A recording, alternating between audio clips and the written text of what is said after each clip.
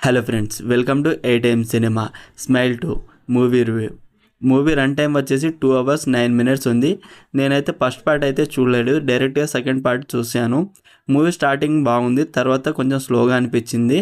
Movie start అయిన 20 minutesకి main ప్లాట్ని touch చేశారు, మళ్ళీ సాగదీశారు అనిపించింది.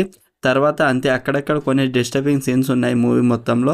ఈ మూవీ హర్రర్ అండ్ మిస్టరీ అన్నారు, కానీ ఒక్క సీన్ దగ్గర కూడా భయం వేయలేదు అండ్ థ్రిల్లింగ్గా కూడా అనిపించలేదు. 4 or 5 సీన్స్ కోసమే మాత్రమే అనిపించింది ఈ మూవీ. స్టోరీ ఏంటంటే, టీవీ షోస్లో డాన్సర్గా నటించే స్కైరేలి అనే అమ్మాయి ఒక రోజు పౌల్ ఇంటికి వెళుతుంది. కొంతసేపటికి పౌల్ ఒక సైకోలా బిహేవ్ చేసి తనను తాను చంపుకుంటాడు. అక్కడి నుండి స్కైరేలి పారిపోతుంది. తర్వాత పౌల్ లాగానే తనకు ర్యాండమ్ పీపుల్స్ కూడా తనతో అలానే బిహేవ్ చేస్తారు. వాళ్ళ నుండి తను ఎలా బయటపడ్డది, చివరికి ఏం జరిగింది అనేదే మిగతా స్టోరీ.